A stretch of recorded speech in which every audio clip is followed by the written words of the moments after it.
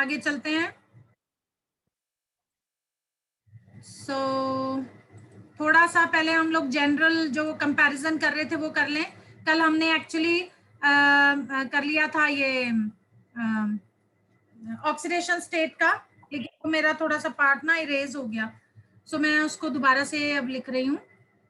सो हम लोग बात कर रहे थे, I hope my screen is visible to everyone, ठीक है। Yes ma'am. बात कर रहे थे ऑक्सीडेशन स्टेट की, ऑक्सीडेशन स्टेट, और इसमें मैंने आपको बताया था कि जो ग्रुप 13 है उसकी ऑक्सीडेशन स्टेट वैसे +3 होती है, लेकिन इसके अलावा +3 होती है, लेकिन इसके अलावा वो +1 ऑक्सीडेशन स्टेट भी शो करता है, क्योंकि जब हम ग्रुप में नीचे मूव करते हैं तो हायर ऑक्सीडेशन स्टेट की जो स्टेबिलिटी है it goes on decreasing, but lower oxidation state की जो स्टेबिलिटी है इट गोज ऑन इंक्रीजिंग। ये हम कल बात कर चुके थे और इसके मैंने एग्जांपल्स भी आप, ठीक है। देन नेक्स्ट है ग्रुप 14, इसकी भी मैंने आपको बताई थी। ग्रुप 14 की जो वैसे ऑक्सीडेशन स्टेट है +4 होती है, क्योंकि इस फैमिली के पास 4 वैलेंस इलेक्ट्रॉन्स होते हैं जो कि ये शेयर करता है, ना ये किसी को डोनेट करता है ना ये किसी से लेता है, ये फैमिली 4 इलेक्ट्रॉन्स शेयर करती है, ठीक है। तो ये इसकी कोवैलेंसी है, राइट, +4। लेकिन इसके अलावा ये +2 ऑक्सीडेशन स्टेट भी शो करती है, क्योंकि जब हम ग्रुप में नीचे मूव करते हैं तो NS2 इलेक्ट्रॉन्स जो हैं वो बॉन्ड फॉर्मेशन में पार्टिसिपेट नहीं करते due to poor shielding effect of d orbitals, electrons in d orbitals, ठीक है। तो d इलेक्ट्रॉन्स की पुअर शील्डिंग होती है, जिसकी वजह से वो NS2 इलेक्ट्रॉन्स को न्यूक्लियस से स्क्रीन नहीं कर पाते, जिस NS2 इलेक्ट्रॉन्स जो हैं they are tightly held by the nucleus, और इसलिए वो पार्टिसिपेट नहीं करते बॉन्ड फॉर्मेशन में, इसलिए लोअर ऑक्सीडेशन स्टेट की स्टेबिलिटी जो है it increases down the group. फिर हम लोगों ने ग्रुप 15 की बात की थी, और ग्रुप 15 में हमने देखा था कि उसकी वैसे जो जनरल ऑक्सीडेशन स्टेट है वो -3 होती है, लेकिन इसके अलावा जो ग्रुप 15 के एलिमेंट्स हैं, जैसे फॉर एग्जांपल नाइट्रोजन, वो +3 ऑक्सीडेशन स्टेट भी शो करता है, ठीक है, राइट। यहाँ पे मैं लिख देती हूँ -3 से लेके ठीक है +5 तक ऑक्सीडेशन स्टेट शो करता है, -3 से लेके +5, ये हम कल डिस्कस कर चुके थे, और नाइट्रोजन के हमने एग्जांपल्स भी देखे थे जहां पे वो वेरिएबल ऑक्सीडेशन स्टेट शो करता है -3 से +5, ठीक है, राइट। उसके बाद आ जाइए ग्रुप 16। ग्रुप 16 जो है इसकी जनरल ऑक्सीडेशन स्टेट -2 है, कि इसकी कॉन्फ़िगरेशन है ग्रुप 16 की NS2 NP4, ये हम कल बात कर रहे थे। तो इसके पास 6 वैलेंस इलेक्ट्रॉन्स हैं, 6 वैलेंस इलेक्ट्रॉन्स हैं, तो इसका मतलब है सिर्फ इसके पास 2 इलेक्ट्रॉन्स की कमी है, तो ये 2 इलेक्ट्रॉन्स किसी से लेगा, ठीक है, एक्सेप्ट करता है 2 इलेक्ट्रॉन, तो अगर ये 2 इलेक्ट्रॉन लेगा तो इसकी ऑक्सीडेशन स्टेट हो गई -2, यानी पूरी फैमिली की, ग्रुप 16 की पूरी फैमिली की जनरल ऑक्सीडेशन स्टेट -2 है, और पूरी फैमिली के हम लोग नाम भी लिख लेते हैं, यानी oxygen, sulphur, selenium, tellurium and polonium, ठीक है। 7th पीरियड के एलिमेंट की हम बात नहीं करेंगे, राइट, वो अभी अभी डिस्कवर हुआ है। सो ये हमारे पास ग्रुप 16 के एलिमेंट्स हैं, राइट। तो जो ये ऑक्सीजन है नेचुरली ये -2 ऑक्सीडेशन स्टेट शो करता है, जनरल सारों की ऑक्सीडेशन स्टेट -2 है, लेकिन ऑक्सीजन -2 के अलावा -1 ऑक्सीडेशन स्टेट भी शो करता है, ठीक है। और इसके अलावा ये जो बाकी फैमिली है ये +2 और +4 ऑक्सीडेशन स्टेट भी शो करती है, +2 एंड +4 एंड +6 ऑल्सो, ऑक्सीजन को छोड़ के, ठीक है। बाकी ये जो है सल्फर, सेलेनियम, टेलुरियम, पोलोनियम जो है वो रेडियो एक्टिव है, इसकी हाफ लाइफ बहुत कम होती है, तो पोलोनियम की हम बात नहीं कर रहे। तो सल्फर, सेलेनियम, टेलुरियम ये जो है ये +2 +4 +6 ऑक्सीडेशन स्टेट भी शो करते हैं, ठीक है। और ऑक्सीजन जो है जहां पे भी आप कोई कहीं पे ऑक्सीजन देखोगे तो जनरली ऑक्सीजन की ऑक्सीडेशन स्टेट -2 होती है, बट इन पर ऑक्साइड्स में ऑक्सीजन की ऑक्सीडेशन स्टेट इज -1। ठीक है, कहीं पे भी ऑक्साइड्स में अगर आप देखेंगे ऑक्सीजन की ऑक्सीडेशन स्टेट तो it is +2, sorry -2, always it is -2। लेकिन पर ऑक्साइड्स में ऑक्सीजन की ऑक्सीडेशन स्टेट -1 होती है। जैसे फॉर एग्जांपल हाइड्रोजन पर ऑक्साइड, ठीक है, फॉर एग्जांपल सोडियम पर ऑक्साइड, ठीक है, सोडियम पर ऑक्साइड Na2O2, सोडियम पर ऑक्साइड, राइट। तो इनमें ऑक्सीजन की ऑक्सीडेशन स्टेट -1 है। इसके अलावा बाकी एलिमेंट्स जो हैं वो +2, +4, +6 ऑक्सीडेशन स्टेट भी शो करते हैं। देखते हैं कैसे। फॉर एग्जांपल जैसे सल्फर है, सल्फर का एटॉमिक नंबर होता है 16, इसकी लास्ट कॉन्फ़िगरेशन होगी 3s2 3p4 और इसके पास 3d ऑर्बिटल्स खाली होते हैं 0। तो 3s के पास 2 इलेक्ट्रॉन्स हैं, 3p के पास 4 इलेक्ट्रॉन्स हैं और 3d ऑर्बिटल जो है बेटा वो खाली हैं। जबकि ऑक्सीजन के पास 2d ऑर्बिटल नहीं होते, d ऑर्बिटल नहीं होते, सेकंड शेल में d ऑर्बिटल नहीं होते, तो ऑक्सीजन के पास d ऑर्बिटल्स नहीं है, इसीलिए ये +4 +6 ऑक्सीडेशन स्टेट नहीं शो करेगा। हाँ, ऑक्सीजन -2 -1 के अलावा एक और ऑक्सीडेशन स्टेट शो करता है और वो एग्जांपल है OF2। OF2 में ऑक्सीजन की ऑक्सीडेशन स्टेट +2 है, ठीक है। इसके अलावा बाकी जो एलिमेंट्स हैं उनकी +2 +4 +6 भी होगी, राइट। सो यहाँ पे अगर आप देख रहे हो इस केस में तो सल्फर के पास 2 अनपेयर्ड इलेक्ट्रॉन्स हैं यहाँ पे, तो ये 2 अनपेयर्ड इलेक्ट्रॉन्स किसी के साथ शेयर करके बॉन्ड बना लेगा, ठीक है, राइट। तो यहाँ पे सल्फर की ऑक्सीडेशन स्टेट होगी +2, राइट। अब देखते हैं 4 कब होगी। 4 तब होगी जब ये जो P में एक इलेक्ट्रॉन शेयर्ड है, मतलब पेयर्ड है, ये वाला इलेक्ट्रॉन जब शिफ्ट होके प्रमोट होके D में चला जाएगा तब सल्फर +4 ऑक्सीडेशन स्टेट शो करेगा, राइट। यानी कि ये वाला जो इलेक्ट्रॉन है ये यहां पे प्रमोट हो गया, तो अब इसके पास बेटा 4 अनपेयर्ड इलेक्ट्रॉन। पहले वाले केस में सिर्फ 2 अनपेयर्ड इलेक्ट्रॉन थे, 2 अनपेयर्ड इलेक्ट्रॉन, यानी कि ऑक्सीडेशन स्टेट इज +2। यहाँ पे इसके पास 4 अनपेयर्ड इलेक्ट्रॉन्स हैं, यानी कि it will show oxidation state +4, क्योंकि ये 4 इलेक्ट्रॉन्स किसी और के साथ शेयर करेगा, ठीक है। तो यहाँ पे इसकी हाइब्रिडाइजेशन है sp3,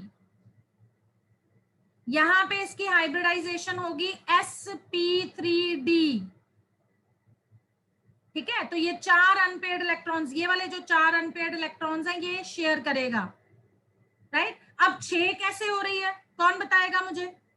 +6 कब शो करेगा, किसी को आइडिया है। जब s ऑर्बिटल्स भी प्रमोट, हाँ, जब s वाला जब ये s वाला इलेक्ट्रॉन भी प्रमोट होके d में चला जाएगा, यानी कि इसके पास 6 अनपेयर्ड इलेक्ट्रॉन्स होंगे, तो ये +6 ऑक्सीडेशन स्टेट शो करेगा, यानी कि ये वाली कंडीशन, यानी कि इसमें ये 6 के 6 अनपेयर्ड इलेक्ट्रॉन्स हैं और ये 6 के 6 अनपेयर्ड इलेक्ट्रॉन्स की हाइब्रिडाइजेशन होगी और इस हाइब्रिडाइजेशन का नाम है sp3d2। इस केस में हाइब्रिडाइजेशन है sp3, इस केस में हाइब्रिडाइजेशन है sp3d, इस केस में sp3d2। अब इसके पास 6 अनपेयर्ड इलेक्ट्रॉन्स हैं, यानी कि अब ये ऑक्सीडेशन स्टेट शो करेगा +6। ऑक्सीजन के केस में +4 +6 नहीं हो सकती, ठीक है। Oxygen will not show +4 +6 oxidation state. बताओ व्हाई, क्यों, कौन बताएगा। मैम क्योंकि उस क्यों, हाँ बताइए।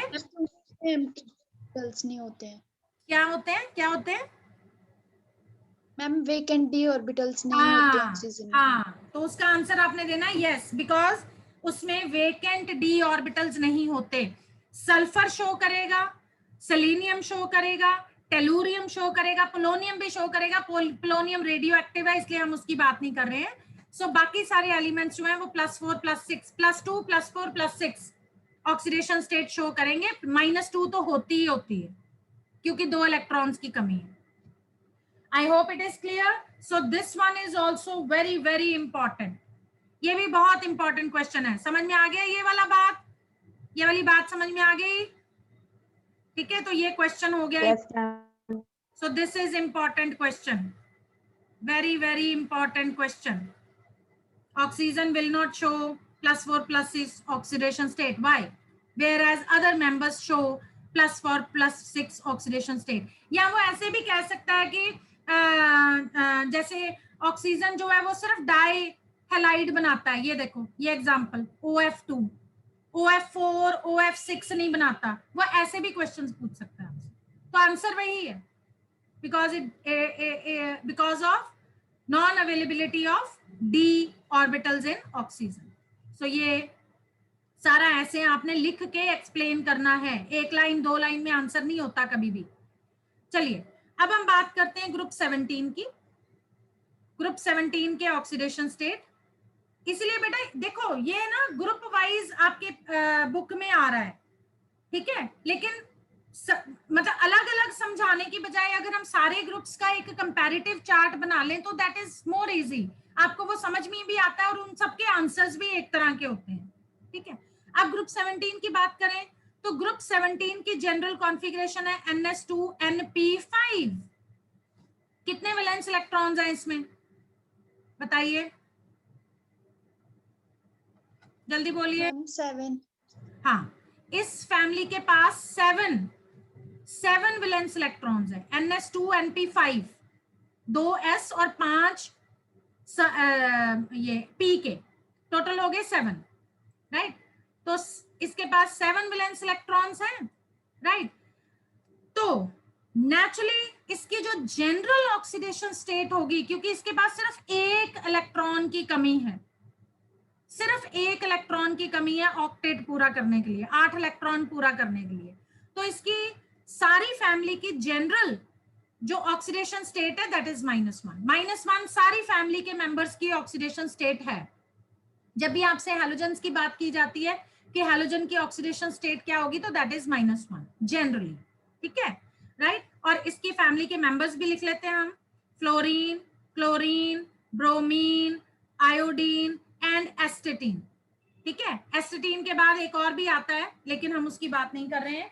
एस्टेटीन भी जो है ये रेडियो एक्टिव है, इसका half life period few seconds का होता है, तो इसलिए हम इसकी एस्टेटीन की भी बात नहीं करेंगे, एस्टेटीन ये वाला, ठीक है।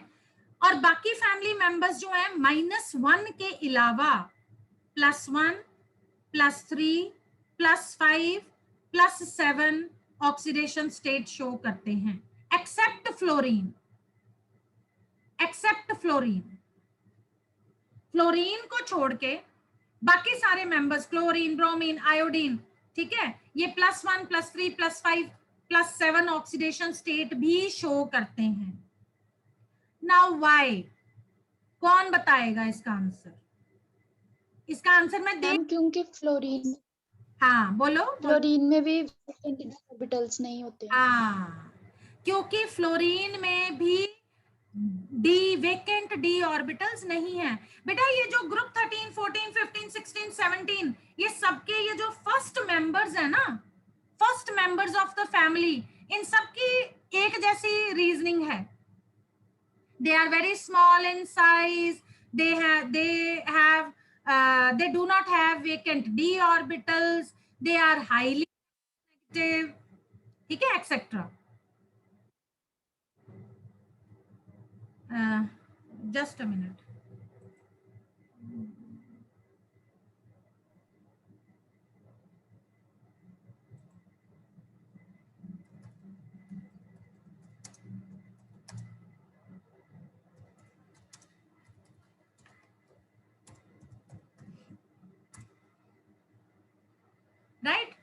सो इनके सारों के आंसर वही होते हैं। तो जैसे हमने ऑक्सीजन में देखा कि ऑक्सीजन +2 +4 +6 क्यों नहीं कर रहा, उसी तरह से फ्लोरीन का आंसर है, क्योंकि फ्लोरीन में भी D vacant D orbitals available नहीं। बाकी फैमिली मेंबर्स क्यों करते हैं, बिकॉज बाकी फैमिली मेंबर्स के पास वेकेंट डी ऑर्बिटल्स हैं उनके लास्ट शेल में। ठीक है, सो इसका भी हम लोग देख लेते हैं। जो फ्लोरीन है नेचुरली ये -1 ऑक्सीडेशन स्टेट ही शो करता है, इसके अलावा इसकी ऑक्सीडेशन स्टेट नहीं है। मैं फिर भी एक बार चेक कर लेती हूँ।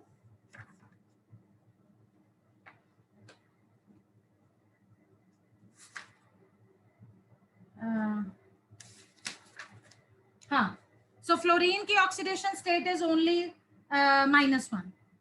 ठीक है, जबकि बाकी फैमिली मेंबर्स की -1 +1 +3 +5 +7। अब ये देखते हैं कि +1 +3 +5 +7 कैसे आई, है ना, जबकि इसके पास तो सिर्फ एक इलेक्ट्रॉन की कमी है। तो एक इलेक्ट्रॉन अगर गेन करता है तो इसकी ऑक्सीडेशन स्टेट -1 होगी।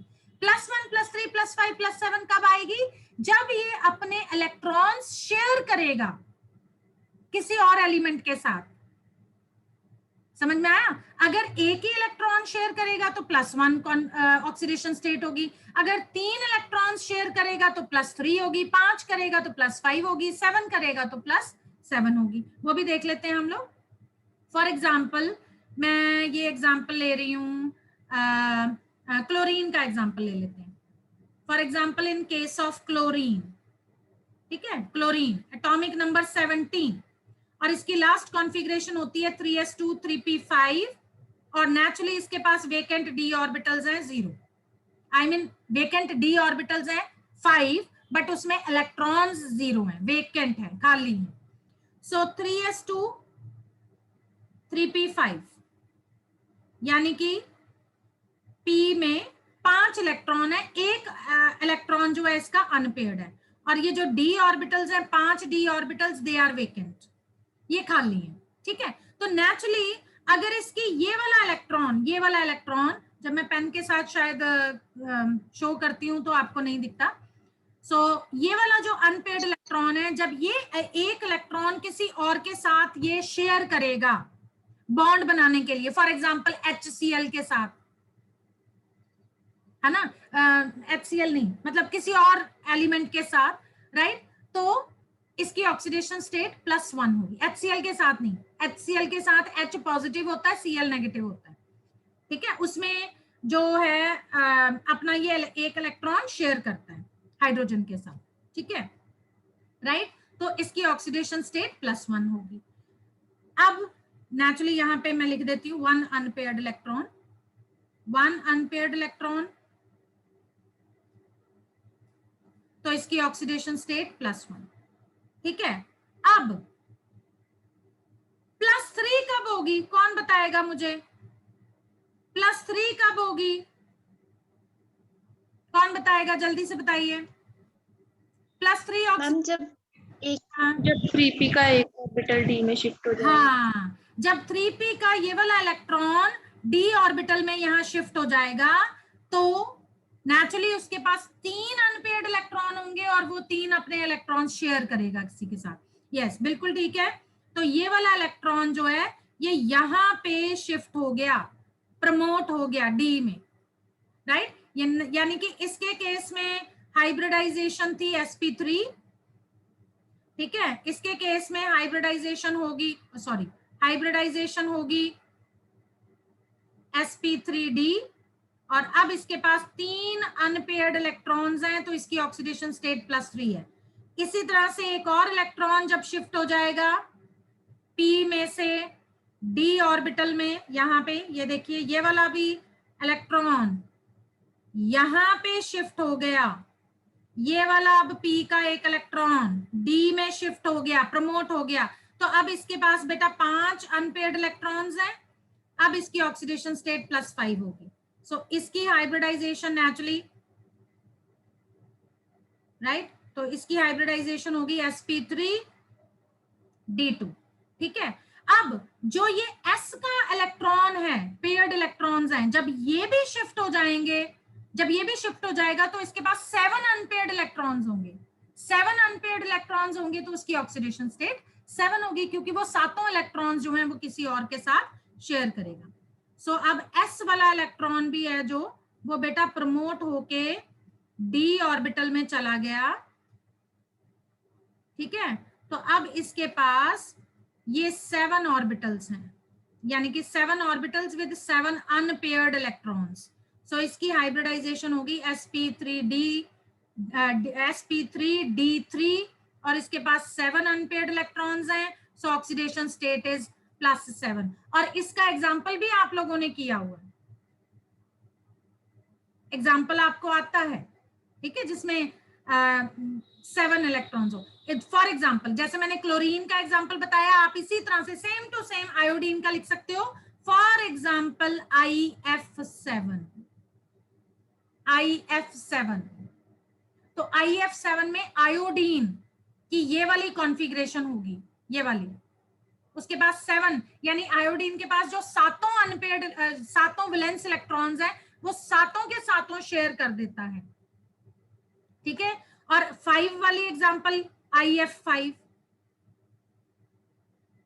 ठीक है, ये मैंने क्लोरीन के साथ बताया है, सेम टू सेम आयोडीन के साथ भी होता है, ठीक है। IF7 में ये होगा, ठीक है। इसके आपने स्ट्रक्चर्स भी बनाए हुए हैं बेटा।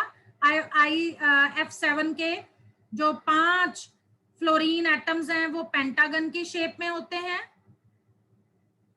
ये fluorine fluorine fluorine fluorine and 1 fluorine above the plane and 1 fluorine below the plane, और इसका नाम है पेंटागनल बायपिरामिडल, ठीक है। ये सारा हमने पिछले इनऑर्गेनिक केमिस्ट्री में केमिकल बॉन्डिंग में किया हुआ है। बायपिरामिडल इसकी शेप है, किया था ना, किया था कि नहीं? Yes ma'am. हाँ, ठीक है। सो ये सारे हम तो ये भी बहुत इंपॉर्टेंट क्वेश्चंस हैं इसके ऊपर, तो प्लीज इसको आप अच्छे से याद कर लेना, ठीक है। उसके बाद नेक्स्ट प्रॉपर्टी है बेटा, मैंने बोला था ग्रुप 18 नहीं हम करेंगे क्योंकि वो नोबल गैसेस के लिए अलग से ही चैप्टर होता है, तो इसलिए हम ग्रुप 18 की नहीं बात कर रहे हैं यहाँ पे। उसके बाद नेक्स्ट प्रॉपर्टी है बेटा इलेक्ट्रोपॉजिटिव कैरेक्टर, या इसको हम मेटालिक कैरेक्टर भी बोलते हैं। इलेक्ट्रोपॉजिटिव या मेटालिक कैरेक्टर, ठीक है। कि अगर हम इन ग्रुप्स में बात करें तो इलेक्ट्रोपॉजिटिव कैरेक्टर को क्या होगा, ठीक है। Group 13, 14, 15, 16, 17 etcetera. बेटा पहली बात तो जनरल ट्रेंड आप लोगों को याद करने की बहुत जरूरत है। सबसे पहले तो नेचुरली जब आप पीरियड में मूव करते हो, ठीक है, फ्रॉम लेफ्ट टू राइट, मैं दोबारा बनाती हूँ इसको, हाँ जी, पीरियड में फ्रॉम लेफ्ट टू राइट, तो मेटालिक कैरेक्टर इंक्रीज होगा कि डिक्रीज होगा, कौन बताएगा? क्योंकि हम पीरियोडिक टेबल का चैप्टर, यस डिक्रीजेस, यानी चाहे आप इसको इलेक्ट्रोपॉजिटिव कैरेक्टर बोल लो, चाहे आप इसको मेटालिक कैरेक्टर बोल लो, एक ही बात है। सो पीरियड में इट गोज ऑन डिक्रीजिंग, यानी कि डिक्रीज करेगा मेटालिक कैरेक्टर, या चाहे आप इसको कह लो इलेक्ट्रोपॉजिटिव कैरेक्टर। इलेक्ट्रोपॉजिटिव का मतलब होता है, इलेक्ट्रोपॉजिटिव एलिमेंट्स वो होते हैं विच कैन डोनेट इलेक्ट्रॉन्स, जो इलेक्ट्रॉन डोनेट कर देते हैं, जो इलेक्ट्रॉन ट्रांसफर कर देते हैं, ठीक है, जो इलेक्ट्रॉन लूज कर सकते हैं, उनको हम इलेक्ट्रोपॉजिटिव एलिमेंट कहते हैं। और इलेक्ट्रोपॉजिटिव एलिमेंट कौन से हैं? Group 1 alkali metals, group 2 alkaline earth metals, group 13 यानी बोरॉन फैमिली, लेकिन सारे नहीं, ठीक है, राइट। जैसे जैसे आप पीरियड में मूव करते हो तो मेटालिक कैरेक्टर जो है डिक्रीज होता है, इलेक्ट्रोपॉजिटिव कैरेक्टर जो है वो डिक्रीज होता है, और नॉन मेटालिक कैरेक्टर, इसके ही ऑपोजिट अगर मैं लिखूं तो नॉन मेटालिक कैरेक्टर इंक्रीजेस, है ना। नेचुरली आपने पीरियड भी वो देखा हुआ है, सॉरी पीरियोडिक टेबल भी देखा हुआ है, तो उसमें आपने देखा है बिल्कुल left hand side of the periodic table पे मेटल्स होते हैं, और बिल्कुल राइट हैंड साइड डायगोनली, अगर पी ब्लॉक को हम डायगोनली काट दें तो वो नॉन मेटल्स होते हैं, ठीक है, मैं आपको दिखाऊं इसका पीरियोडिक टेबल मैं दिखाती हूँ, जो इंटरेक्टिव पीरियोडिक टेबल है।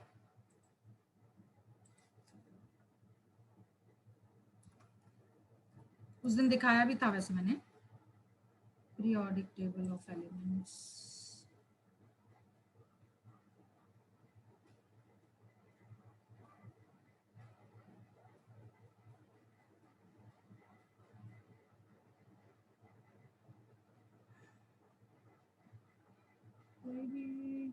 एक मिनट,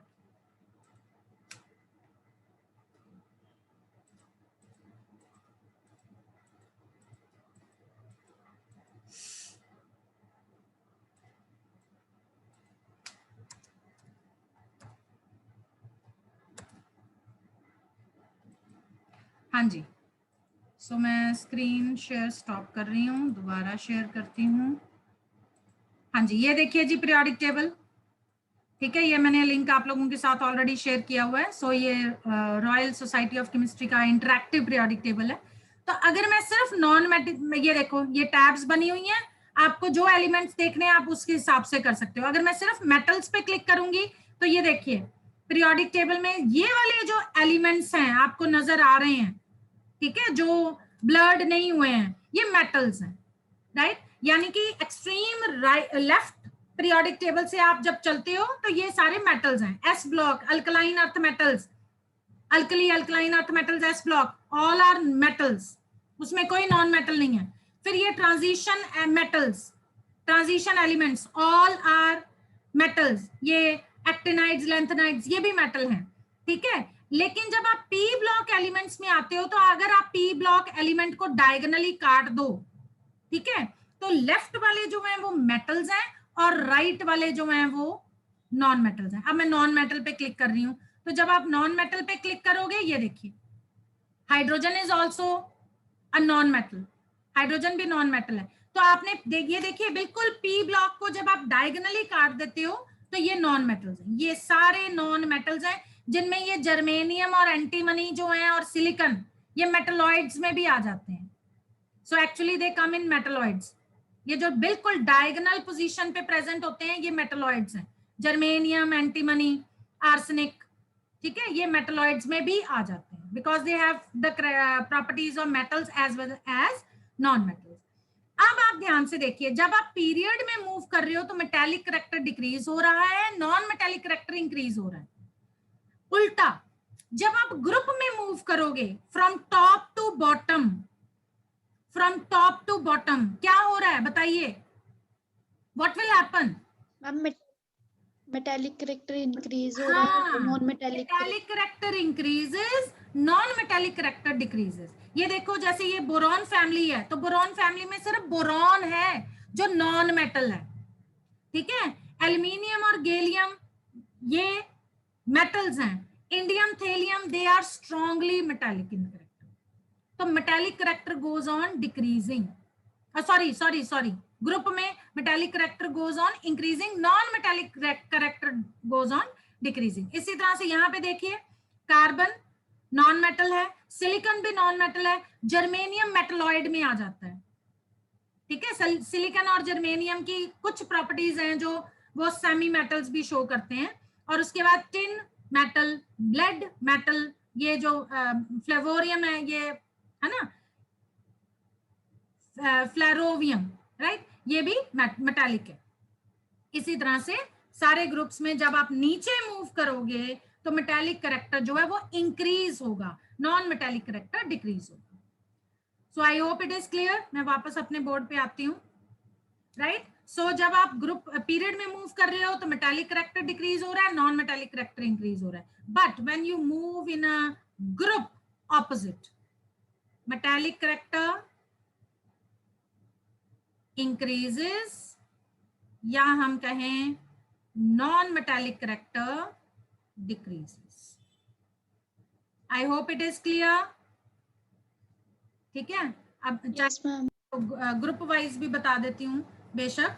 तो ग्रुप 13 की अगर हम बात करें तो ग्रुप 13 में बोरॉन जो है वो नॉन मेटल है, ठीक है, राइट। हाँ, उसके बाद एल्यूमिनियम और गैलियम जो है, ठीक है, ये मेटलॉइड्स में आ जाते हैं, मेटल्स भी हैं और मेटलॉइड्स भी हैं, ठीक है। उसके बाद नेचुरली बोरॉन, एल्यूमिनियम, गैलियम के बाद क्या आता है, इंडियम एंड थेलियम।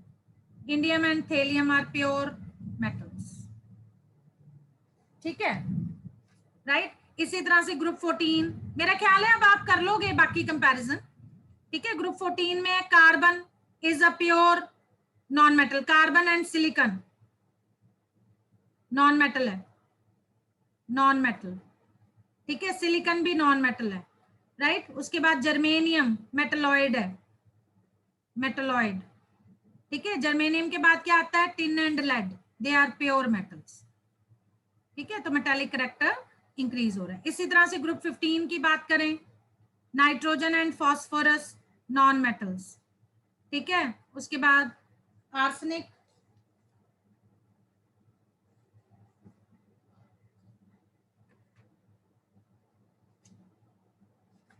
क्योंकि सारा कुछ इनकी प्रॉपर्टीज पे डिपेंड करता है, यस, ठीक है। Arsenic and antimony, they belong to metalloids category, ठीक है। और उसके बाद bismuth, that is a metal, right. इसी तरह से ग्रुप 16 के एलिमेंट्स की बात करें, ऑक्सीजन इज नॉन मेटल, ठीक है। Oxygen and sulphur non metals हैं, राइट। और इसमें सेलेनियम एंड टेलुरियम, ठीक है, जैसे कि हमने उसमें भी देखा था पीरियोडिक टेबल में। सो सेलेनियम एंड टेलुरियम जो हैं, they are also non metals, यानी कि इनमें मेटालिक कैरेक्टर डिक्रीज हो रहा है, ठीक है। मेटालिक कैरेक्टर जो है वो डिक्रीज हो रहा है, राइट। सो वीकर, यानी कि नॉन मेटालिक कैरेक्टर कम हो रहा है और मेटालिक कैरेक्टर इंक्रीज हो रहा है, लेकिन हम इसको मेटल्स नहीं बोलेंगे, समझ में आया, ठीक है। इसी तरह से ग्रुप 17, ग्रुप 17 सारे ही नॉन मेटल्स हैं, ठीक है। बट वही बात है कि non metallic character decreases down the group, ठीक है। Fluorine, chlorine, bromine, all are non metals, सारे नॉन मेटल्स हैं, बट नॉन मेटल्स हैं, but non metallic character decreases down the group. So I hope it is clear to everyone. इतना समझ में आ गया? Yes ma'am. ठीक है। अगली प्रॉपर्टी है जो मैं आपके साथ डिस्कस करना चाहती हूँ, दैट इज ग्रुप 13 के केस में कोवेलेंट कैरेक्टर, ठीक है। जनरली क्या होता है, जब हम ग्रुप में मूव करते हैं तो हम कहते हैं कि आयनिक कैरेक्टर जो है वो इंक्रीज हो रहा है, ठीक है, और कोवेलेंट कैरेक्टर डिक्रीज हो रहा है। लेकिन यहाँ पे भी थोड़ी सी इरेगुलरिटी होती है बेटा, जैसे कि हर फैमिली का जो सेकंड मेंबर है, because it is very small in size, तो वो जनरली कोवेलेंट कंपाउंड्स बनाता है। लेकिन मेटल्स के केस में ये डिफरेंट होगा, नॉन मेटल्स के केस में ये डिफरेंट होगा, ठीक है। तो ग्रुप 13 में जैसे फॉर एग्जांपल बोरॉन है, ठीक है, तो बोरॉन क्योंकि वो बहुत स्मॉल इन साइज है, तो it will generally form a covalent compound, ठीक है। But metallic ionic character goes on increasing down the group. I hope it is clear, ठीक है, क्योंकि जब आप ग्रुप में नीचे मूव करते हो तो आयोनाइजेशन एनर्जी डिक्रीजेस। तो बोरॉन जो है उसकी आयोनाइजेशन एनर्जी बहुत ज्यादा होती है, it is very small in size, so it is covalent in nature, ठीक है। इसी तरह से एल्यूमिनियम ग्रुप 13 में, boron is covalent, whereas aluminium जो है ये कुछ कंपाउंड्स कोवेलेंट शो करता है, कुछ कंपाउंड्स आयनिक होते हैं। For example aluminium chloride, this compound is covalent, whereas aluminium hexaaqua aluminium, this compound, it is ionic in nature, so it is ionic in nature, ठीक है। बाकियों के ग्रुप में हम बार बार जो है वो देख लेंगे। नेक्स्ट प्रॉपर्टी है बेटा, इसके अलावा आ जाता है electronegativity. Yes, next point is electronegativity. Electronegativity, ठीक है। तो इसमें भी आपको एक बात याद रखने वाली है कि जब हम पीरियड में मूव करते हैं तो इलेक्ट्रोनेगेटिविटी जो है इंक्रीजेस, ठीक है, और जब हम ग्रुप में मूव करते हैं तो it goes on decreasing, so it decreases. इसमें जनरल ट्रेंड है, कोई एनोमलस बिहेवियर नहीं है, ठीक है। सो पीरियड में जब आप मूव करते हो तो इलेक्ट्रोनेगेटिविटी इंक्रीज होती है, ग्रुप में जब हम मूव करते हैं तो इलेक्ट्रोनेगेटिविटी डिक्रीज होती है। इसका मतलब है ग्रुप 13 के एलिमेंट्स, और नेचुरली जहां पे मेटल्स आते हैं वहां पे हम इलेक्ट्रोनेगेटिविटी नहीं बोलते, वहां पे हम इलेक्ट्रोपॉजिटिव कैरेक्टर बोलते हैं, ठीक है। तो अप टू कार्बन हम लोग इलेक्ट्रोपॉजिटिव बोलते हैं, और कार्बन के बाद वाले एलिमेंट्स को हम इलेक्ट्रोनेगेटिव बोलते हैं, है ना।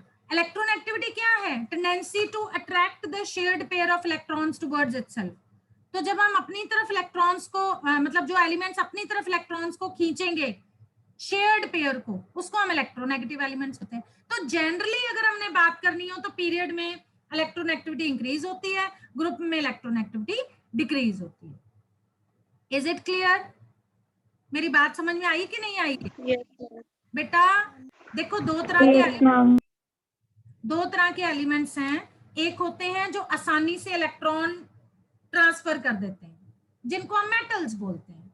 तो जो मेटल्स होते हैं उनको हम इलेक्ट्रोपॉजिटिव एलिमेंट्स बोलते हैं, ठीक है। एक एलिमेंट्स होते हैं जो कि पहले इलेक्ट्रॉन्स शेयर करते हैं, लेकिन शेयर करने के बाद अपनी तरफ अट्रैक्ट कर लेते हैं, उनको हम इलेक्ट्रोनेगेटिव एलिमेंट्स बोलते हैं। तो वो एलिमेंट्स कौन से हुए? Group 15, group 16, group 17। I hope it is clear.